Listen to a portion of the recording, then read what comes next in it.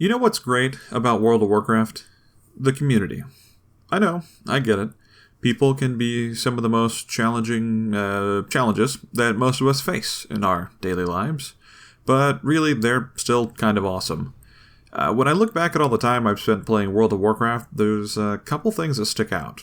Yeah, you've got the lore and the story, the experience of playing the game itself, and the whole concept of MMO gaming in a nutshell is there, but that is perhaps the most fleeting aspect of my memories with WoW.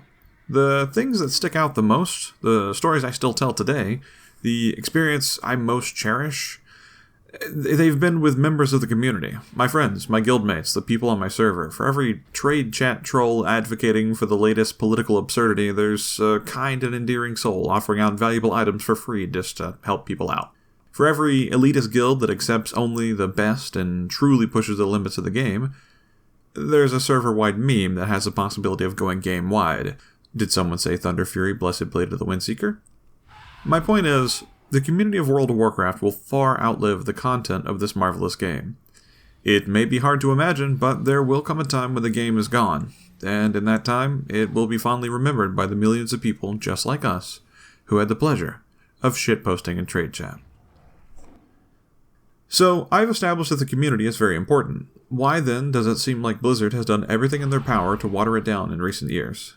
How did we get from being unable to do much more than questing when alone, and even then, you still needed a group from time to time, to a social dystopia where you can complete nearly every piece of content the game has to offer, competitive content excluded obviously, without engaging with a single person? Well, it was in an effort to make the game better.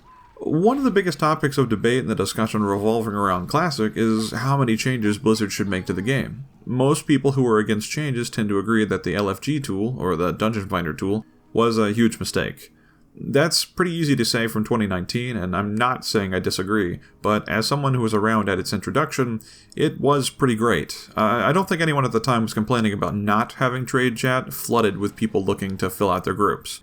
And it genuinely encouraged a ton of people to try out content that they otherwise would have been too shy or too anxious to attempt. What I'm getting at is something I suspect most of you already know. The death of the community wasn't dealt in a single blow, and it wasn't Blizzard's intent.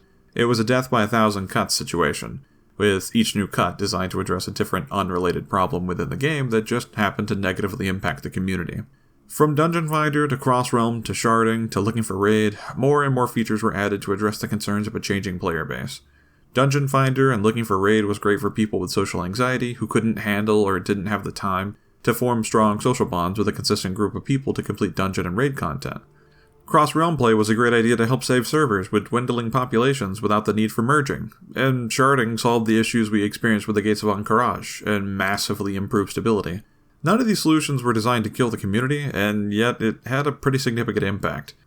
I've already mentioned how we used to have to spam trade chat looking for more members for our groups. But after Dungeon Finder, that died down significantly. It still happened, of course, but not nearly as much. Cross-Realm caused the player base to so greatly multiply that it was very likely we never saw the same person twice. In the modern game, it's a given that the people you queue into a dungeon with are just some randoms that you shouldn't bother getting attached to. Because even if you do develop a friendship and keep up contact, there are challenges between the two of you brought on by being of different servers. Server identity faltered massively, and with it went server pride. I personally played on a PvP server, and coming back at the end of Legion, after stopping playing at the close of Wrath, I was utterly unprepared for how little the player base cared about who was from what server. In some ways this was a good thing, but the few individuals who did have a preference for server used it almost exclusively to discriminate against people who were joining their groups. I was in a guild for some time with an officer who would instantly kick anyone who joined from the Ragnaros server because he didn't want to take the chance with a language barrier. You may be saying to yourself, well, Oddgar, the player base surely illogically hated other servers back in the day too, right? To which I say, yeah, of course, it's still people. But back in the day, it was purely an academic hatred, and we couldn't really affect anyone's actual game experience without ourselves making characters on that server, therefore making us from that server. I think the biggest blow that was struck to the community and the server identity, though, was probably sharding. No doubt it was a necessary change, and I'm sure it vastly increased server stability and performance, but when I rejoined the game at the end of Legion, it made me feel very lonely. When I resubbed, I was expecting a game full of players of all levels, all struggling together to reach the top. Having ended my WoW career back in Wrath, I had no idea how much the game had changed. I started leveling a human hunter because I had heard human hunters were pretty good and easy to pick up, and I wanted something easy until I understood the game again. I was completely alone. Not a single player in sight for the first 60 or so levels. Eventually, I went to Stormwind in desperation looking for players. I asked around, and someone told me that I had two problems. First, that no one was leveling alts right now, and two, that the server was horde dominated. Fair enough, my mistake for not checking out the pop before choosing a server at random. So, I rolled a troll druid, used my free boost that came with Legion, and started going through Legion content. Completely and utterly bewildered by what I had missed, and still completely and utterly alone. I stuck it out to max level and switched to a full population RP realm, hoping for some social interaction. I did eventually find some, but my point is that I've read plenty of posts of new or returning players running into the same problems. Social interaction in the modern game is counterintuitive and requires active engagement outside of the requirements needed to play the game, such that social interaction can become a gameplay loop all its own, albeit a completely unsupported gameplay loop. There are a lot more problems, of course, that plague the community, and some are more controversial than others. Like, for instance, flying. Flying is a huge pain point for the player base. Some argue that they really enjoy the freedom it gives them, and it really increases their love for the game. Others argue that it's just another barrier between players. My opinion here is one more design-centered, and it's not particularly relevant to the topic, but to keep it short, I think flying should be limited to zones designed with flying in mind, and that's it.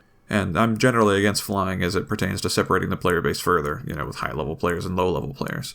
Another, perhaps more universally hated problem that impacts the community in a somewhat strange manner is content which by its very design is time-gated. A content that, even after it's no longer relevant, continues to require a similar amount of effort or time to consume and get through. Of course, I'm referring to world quests. Now, daily content is a problem that we had as far back as the Burning Crusade, so it's certainly not a new issue, and just to be clear, I'm not referring to repeatable content that has its own problems, but that doesn't cause the same sort of issues I'm referring to with world quests. No, specifically daily quests or world quests that are tied to progression with a faction or reputation. In Battle for Azeroth, the latest expansion for WoW as of 2019, significant gear upgrades were locked behind reputation barriers with the various faction all across Kul Tiras and Zandalar. Of course, after the next patches came out, these items became irrelevant, but the crafting recipes used to craft some of the food items and such still remain so locked. This is problematic as a system of the game because it endears in the player base a sense of must-dos rather than a sense of want-to-dos. Which of course leads to logging in, doing the daily grind as efficiently as possible, and then moving on to other things or other games while you wait for the opportunity to further your goals the next day.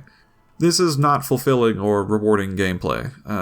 The reason repeatable quests work, where daily quests do not, even if they require the same or similar amount of effort, was tied to how you could progress them and the rewards available. A repeatable quest can be done as many times as you like, as often as you like. Yes, this gives players with more time an advantage, but that should not be an excuse not to produce content which rewards the player for hard work in favor of forcing everyone into a more fair playing field. Players will still find ways to get ahead, no matter how hard you try to stop it. I did mention that repeatable quests work for two main reasons though, and I wanted to touch on the other. Goals. Set goals. A target that isn't moving. Something that a player is completely in control of how quickly they achieve.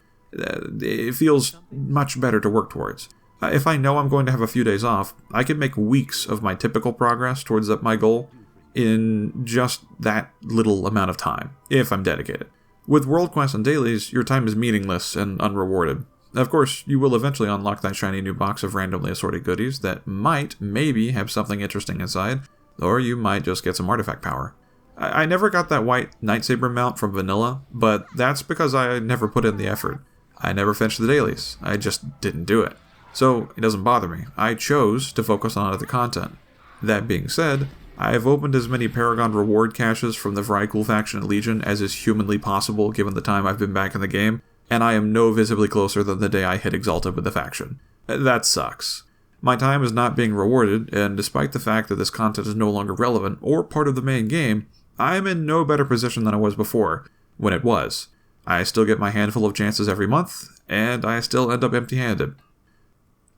Systems like this disenfranchise a player. It breaks their will to continue giving the game their all. I'm fine with not getting loot from a dungeon or a raid, because I'm still getting something, from the experience of having done it in the first place. I'm still spending time with my community. See what I did there? I brought us back to the beginning to reference my own material and build credibility in my argument.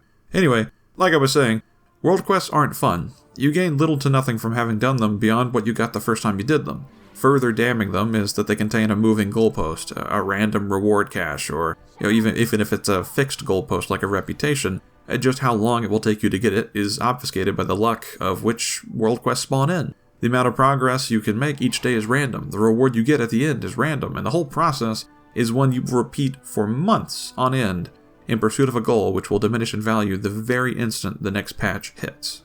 Adding all of these factors together nets you a game which is trying to cast the widest possible net, appealing to more casual players who simply don't have the time to commit to a game like World of Warcraft and still hold down a family-stable job, pay their mortgage, and research the best way to transcend the flesh sack they're stuck with as a mortal coil, while simultaneously trying to slow down the elite pro gamers who have already transcended the bounds of what the game has to offer and will burn through content at a blazing rate.